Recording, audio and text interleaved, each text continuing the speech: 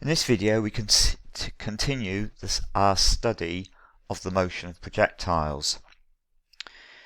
In the previous video we noticed that the vector form of the constant acceleration equations v equals u plus at and r equals ut plus a half at squared gave us a useful form to start our solutions. And we shall see that in the three examples that we are going to consider in this video. So in our first example we have a vertical wall AB which is 25.2 meters horizontally away from the point of projection of a ball. The ball is projected with a speed of 17.5 meters per second at an angle inclined at angle alpha above the horizontal, where tan alpha is 4/3, and the ball just clears the top of the wall at the point A. We've got to find the time at which the ball passes over the wall, the height of the wall AB, and the time when the ball reaches its highest height. So let's put some information onto the diagram. We're going to have our coordinate system based on the point O, the point of the projection. We know that B is 25.2 meters away from O horizontally.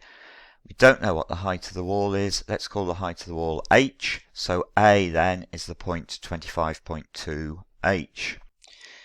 We also know that the initial velocity of the ball has a speed of 17.5 meters per second, and the velocity is inclined at an angle alpha above the horizontal, where tan alpha is equal to 4/3. Now if tan alpha is 4/3, then we have got sine alpha must be 4/5 and cos alpha must be 3/5. Lots of ways that you can get that. Very simple way of getting that would simply be to use your calculator, do the inverse tan of 4/3, and then work out the sine and the cosine of the angle that you've got. So that means then that we know that the initial velocity of the ball is the vector 17.5 cos alpha is the x component of the velocity, and 17.5 sine alpha is the y component of the initial velocity. In other words, we've got the initial velocity is the vector 10.5, 14. We know that the acceleration is 9.8 meters per second squared down, which means that the acceleration as a vector is the vector 0 minus 9.8. Remember, it's minus 9.8 because we've said our y-axis is going upwards, so the positive direction for y is upwards, but the acceleration is acting downwards, so therefore it's minus 9.8 in the vector. When the ball passes over the wall, we know that 25.2 h is the displacement of the ball away from its initial position, so that must be the value of r. We know that r is equal to ut plus a half at squared, so we've got 25.2 h must be equal to 10.5 14 times by t plus a half of 0 minus 9.8 times by t squared. And that simplifies to give us 25.2 h is equal to the vector 10.5t 14t minus 4.9t squared. Looking at the x components, we have got 25.2 must equal 10.5t, which straight away gives me that t is 2.4 seconds. And then if I use the y part of the equations, I've got h equals 14t minus 4.9t squared, with t equals 2.4, so I've got h is 14 times by 2.4 minus 4.9 times 2.4 squared, which gives me 5.376 meters. For part C, I want to find the time when the ball reaches its greatest height. Now, when the ball reaches its greatest height, the ball will be moving horizontally, so the y component of the velocity is 0. The x component of the velocity will be 10.5 throughout the motion because there is no acceleration in the horizontal direction. So, when the ball is at its highest point, the velocity is going to be the vector 10.50, and we know the expression for velocity is u plus at. So we've got the vector 10.50 must equal the vector 10.514 plus minus 9.8 times by t. Looking at the y components of that equation, we have 0 must equal 14 minus 9.8 t, which tells me that t must be 14 divided by 9.8, which is either 10 over 7 or 1.429 seconds. Moving on now to example 2, we've got a particle is projected from a point A on the horizontal ground such that its initial horizontal velocity is 12 meters per second and its initial vertical velocity is 14 meters per second. After it reaches its highest point and it is on its way down, it just clears a wall which is 8.4 meters high. We've got to find the horizontal distance of the wall from the point A, and we've got to find the speed and direction of motion of the particle as it clears the wall. So a diagram would be helpful. So there we've got our diagram with A being the point of projection, and we know that we've got an initial velocity which has a component of 12 in the horizontal direction and 14 in the vertical direction. We know the acceleration is 0 minus 9.8.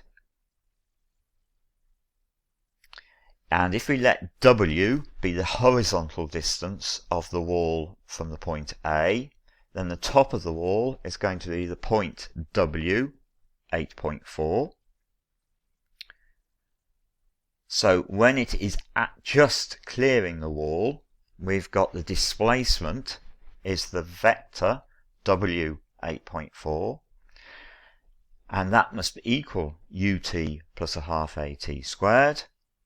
In other words, it must equal vector 1214 times by t plus a half of vector 0 minus 9.8 times by t squared. Simplifying that equation gives us the vector w 8.4 is equal to the vector 12t 14t minus 4.9t squared. Looking at the y components of that equation, we've got 8.4 must equal 14t minus 4.9t squared.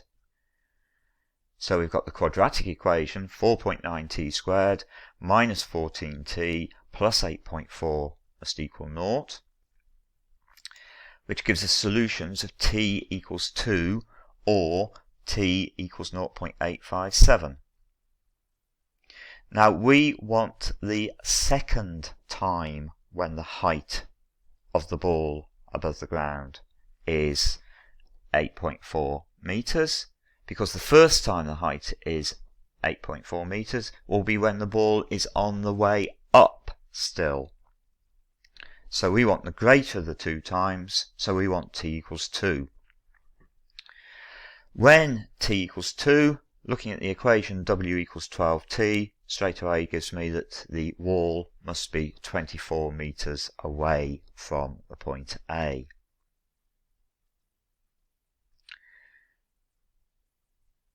If we want to find the speed and direction of motion of the particle as it clears the wall, we want to find the velocity of the particle as it clears the wall. So using the equation v equals u plus at with t equals 2, we've got v must be the initial velocity 1214 plus the acceleration 0 minus 9.8 times by 2, which gives me a velocity of 12 minus 5.6. So, as it clears the wall, the velocity has an x component of 12 and a y component of 5.6 downwards. So we can draw a little picture of the velocity as it's clearing the wall. Pythagoras will give me the magnitude of the velocity, that is the speed. So we've got v is the square root of 12 squared plus minus 5.6 squared, which is 13.2 meters per second. And we can find the angle or the direction of motion by using elementary trigonometry. We've got tan theta equals 5.6 divided by 12, which gives me theta is 25 degrees. So the angle of motion is 25 degrees below the horizontal.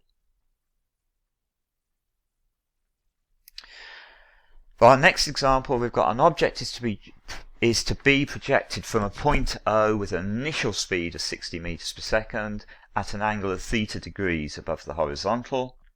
The object is to hit a point which is 215 meters away horizontally and 16 meters above O. Find the possible angles of projection of the object. So again, a diagram is a useful idea. So we've set our diagram up. We've got an initial speed of 60 at an angle of theta degrees to the horizontal, and the projectile has got to go through our target point, which is the point 215, 16. So what we've got to do is we've got to ensure that at some time the displacement of the particle is given by 215, 16. We know that the acceleration is 0 minus 9.8. We know that the initial velocity is the vector 60 cos theta, 60 sine theta.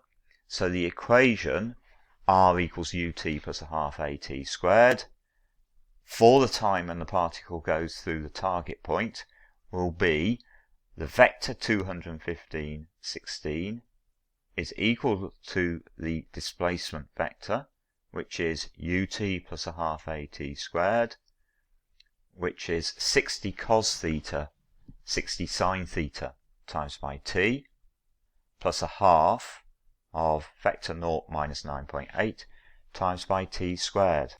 This equation gives us two useful equations. Looking at the x components of each side, we've got 215 must equal 60 t times cos theta. And looking at the y components, we've got 16 must equal 60t sine theta minus 4.9 t squared. Taking the first of these two equations and rearranging it to make t the subject gives us t equals 215 divided by 60 cos theta. And then inserting that into equation 2 gives us 16 equals 60 times 215 divided by 60 cos theta, that was t, times by sine theta, minus 4.9 times by 215 over 60 cos theta, all squared. Which can be written as 16 equals 215 tan theta. That's because the two 60s in that first term on the right hand side cancel out, and sine theta over cos theta is equal to tan theta. And then in the second term on the right hand side we've got 4.9 times 215 squared divided by 60 squared times by 1 over cos squared theta.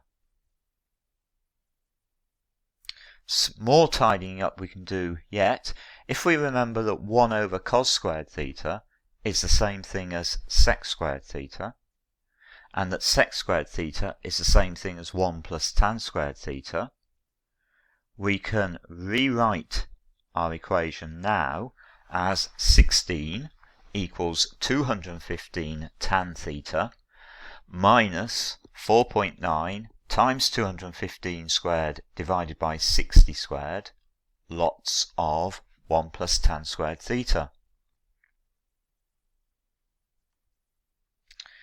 In other words, we've got 16 equals 215 tan theta minus 62.917 lots of 1 plus tan squared theta. 16 equals 215 tan theta minus 62.917 minus 62.917 tan squared theta.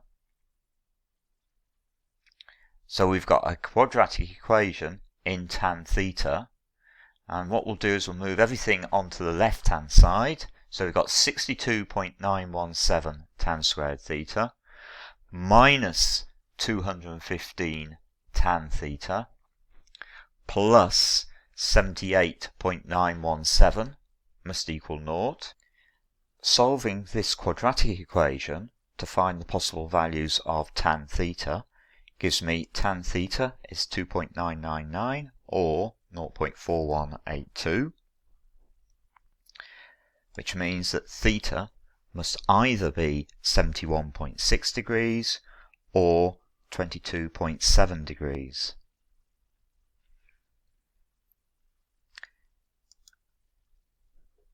Now you might like to have a think about the little puzzle posed on the right, and what this is really asking you to think about is, having answered this particular question, can it be applied to a golf shot? So have a read through that and decide on whether our solutions of theta equals theta 71.6 degrees or theta equals 22.7 degrees are sensible solutions for Rory's golf problem.